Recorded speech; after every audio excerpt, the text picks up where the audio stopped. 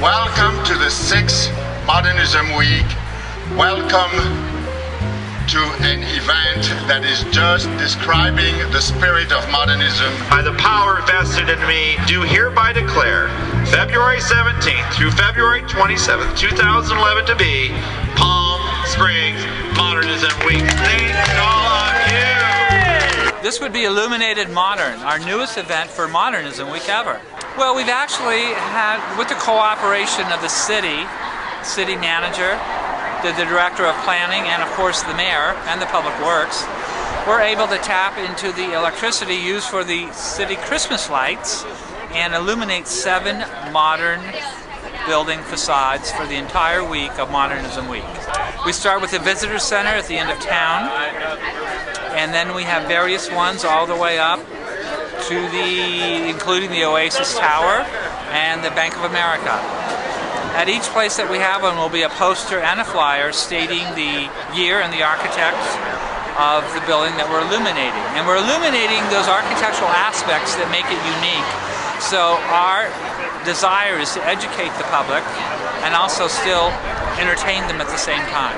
The idea for a modernism show in Palm Springs really germinated with Jacques Cossin, who is now director of Modernism Week. Hello, my name is Jacques Cossin. Welcome to Palm Springs Modernism Week. I'm Gordon Merkel, the media director of Dolphin Promotions, and this is Rosemary Krieger, the president of Dolphin Promotions. We are at the 11th annual Palm Springs Modernism Show and Sale. The show has grown in 11 years from 50 exhibitors. We have 82 exhibitors this year. From New York, Dallas, Chicago. We have an exhibitor here this year from Paris, as well as a lot from the West Coast. Palm Springs is such a great venue for a modernism show. It's a perfect fit in Palm Springs, especially because of the amazing mid-century architecture. And it brings lots to convention and tourism in Palm Springs, and it is no longer just a show or a week, it's an event, it's a destination, it's 10 days of modernism fun. And as Max Weinberg said, it's the Woodstock of modernism. Well, hi, this is Max Weinberg from back in the chilly East Coast of New Jersey. Delighted to be here at Modernism Week in Palm Springs for my very first trip to both Palm Springs and Modernism Week, and it won't be the last, because what they're doing here is just unbelievable and so desperately needed to preserve everything that's so unique about Palm Springs, California. Well, I've been a fan of modernism for most of my life. My mother, who is at the young age of 95 now, her first cousin, who was a bit older, built in 1936, moved into his brand new Richard Neutra house on the beach in Santa Monica. Love architecture, always have approached my music making, my drumming with an architectural form sense, very composed, so I'm in the, as I said, the Woodstock of modernism here in Palm Springs, and quite enjoying it. The bus tour is the best way to see the architecture. You're on a double-decker bus, you're up there looking over those hedges. You've always wanted to know what's behind them. It's a 3-hour tour of beautiful Palm Springs. It is architecture, but it's also community. We talk about the mountains, the aerial tram, the architects, former mayors. My tour guides absolutely know what they're talking about. They can answer questions, they deliver it with humor, and they're charming. I get to show where Dinah Shore lived, where Frank Sinatra and Ava Gardner had their famous battles, the works of Don Wexler, the works of E. Stewart Williams. And you put that architecture next to the natural beauty, and we shine. Many of these people are coming here from Minnesota, from Toronto, and when they see our flowers in bloom and our bright sunny days with snow-capped mountains, this is winter in Palm Springs, and I hope everybody keeps coming back for more. Palm Springs is gorgeous, and this is the best way to see it. What was it like? Oh, there was a lot on this street. There was a lot of movie stars and movie people and all of that. I bought it from El Rep. It's everything you see here was here. Arthur created it all. Is as it was when he left here. The guy was quite a genius. He did a building of mine in San Diego.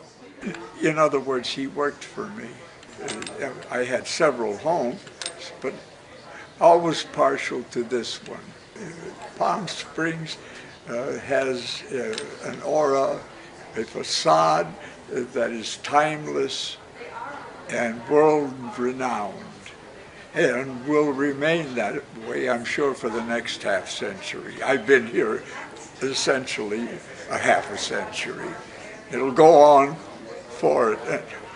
Whoever succeeds me in this residence, I hope will keep it as a semblance of what Palm Springs meant during its golden era of the 30s, 40s, and so forth. Well, I think the most interesting thing about this house is that we worked together with my father-in-law, E. Stuart Williams, so it was a labor of love on both sides. He was such an amazing man and architect. Yet it was different being a client and a family member because we had certain expectations, and you know, there's always a push-pull with clients and architects. But it's a little different if it's a family member and a client. So that was kind of an interesting tension. And in one instance I remember he is not a cook, so his notion of how to design the kitchen wasn't exactly my idea. So at one point I consulted a kitchen designer to do the cabinets and the kind of detailing that I wanted, which I don't think he liked very much. The broken face rib block is such a fabulous material that's on the exterior and walls throughout the house. And we haven't lived here for 20 years. Coming back is it's really wonderful to see it. This house and its views and its setting and its materials are still fantastic. Modernism as a style, I think, is something that just kind of encompasses everything. Palm Springs Modernism Week is an exciting time for Palm Springs to show off what we've got to visitors from all around the world.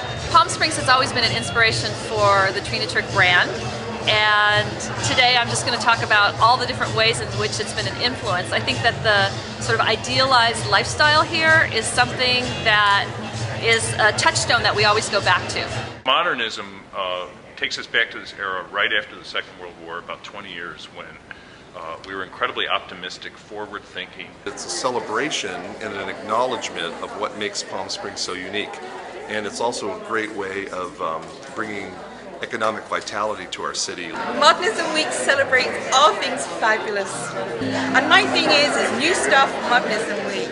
So I decided to make this my baby. This is our collection of Braniff uniforms from 1950s through 1970s. We brought it to Modernism Week and said, wouldn't this be a great idea to show during the week? This is part of the first Pucci outfit, the Gemini 4. The most iconic piece is the bubble hat, which they designed to keep their hair safe from the rain and wind when they walked on the planes. This is one of the most famous Pucci designs with the bright pinks and greens. And what I have here is a one-of-a-kind purse that Pucci designed. The stewardess who owned this collection got the purse to try out, and it turned out it was too small for them to really use, so they never made them. This collection is all from one airline stewardess. There's 90 different pieces, 18 complete outfits. Most of them are here today, but we have a lot more. It's the only collection like this in the world. This is the second year that we've done the vintage trailers at Modernism. The first year I was exhibiting and there were only about 8 trailers, and I thought we could bring in more trailers, so I volunteered to bring in a bunch of trailers and make the show even bigger. This year we have 20 trailers on exhibit. They're not all Airstreams. What we've got here is the 1935 Bolus, owned by John Long of Toronto, Ontario. Bolus was a company formed in the 1930s by Hawley Bolus, who was an aircraft designer. He actually worked on the Spirit of St. Louis. What we've got here is an interesting trailer. It's a 1948 Imperial Spartan. There's a lot of spectacular details. One of the nice things that everybody notices right away is all the birch paneling. It's all been redone and refinished with amber shellac. These countertops are actually electro-polished, which means they've gone through a chemical process in which they've essentially been turned to chromium. In the best detail, at the end, the surfboard table, made by an actual surfboard company out of balsa wood and finished just like a real surfboard would have been. So there's some really spectacular trailers that are on display here. Every single one of them worth seeing. All really, really wonderful and just fantastic to enjoy. This is the Frank Sinatra house, otherwise known as Twin Palms, designed by E. Stuart Williams in 1947. Frank Sinatra walked into the offices of Williams, Williams & Williams in August of 1947 and said he wanted to commission a house being built and wanted it completed by Christmas. The bathrooms are original, and legend has it that one of the sinks has a crack in it, and that is from one of the famous fights that Ava Gardner and Frank Sinatra had, where she lobbed a bottle of champagne and missed him but hit the sink. The pool that you see is a piano-shaped pool, and the canopy overhead is perforated with openings, so at this time of day you get the keyboard effect along the sidewalk with the piano itself. The stereo system is the original stereo system that Frank Sinatra had. One of the owners who had it in storage brought it back and has reinstalled it, so it's original condition. That was the home of George Randolph Hearst Sr. and his wife Rosalie Hearst. He had been the one who ran the San Francisco paper. And that's why you'll see outside, you'll see some of the eagles, which was the symbol of the newspaper. This fireplace that he brought back here had been from Sweden. It was falling apart and the wood was too fragile to really repair properly. So he encased it in concrete, and then he brought it back down to this house when he came to Palm Springs. The little wooden carvings up there with the angels are very old. They're from Italy. And the two lamps on the side, they were candlesticks. And then outside, all of these statues and everything came from the castle. And the idea of the columns, of course, and with the tops on them like that, even the little finials, was from the castle. And the same thing with the fish pond. He had fish. If you've been to the castle, you've known there's a lot of fish ponds, indoors, outdoors, everywhere. And Rosalie Hearst became a great friend of mine. She gave me some of the things that she still had left from the castle, and which I was very happy to have, and she wanted them to be preserved. And so that's it.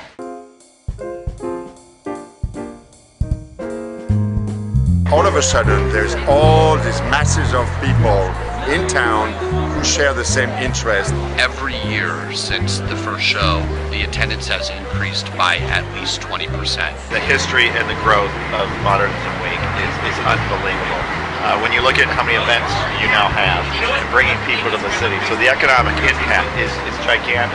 It's had a huge impact on my business to have people who come in and appreciate Palm Springs for not just the fun in the sun. It brings everything. I mean, we couldn't hope for a more exciting weekend. It brings so many like-minded people to the city. Modern architecture in Palm Springs is one of the identifying features of this town, and really helped to put Palm Springs back on the map. Palm Springs is an amazing opportunity to showcase our architecture. It's so unique, it's so special, and it's so beautiful. It's an opportunity to really bring a community together to share in what we really value in this area. It's what appreciation of architecture and preservation is all about, is understanding the importance of modernism, the important architects that have contributed to it. It means a significant way of preserving the past so that we have it for our future generations. We are actually preserving the soul and character that brought us all here in the first place. Modernism Week is very important to Palm Springs because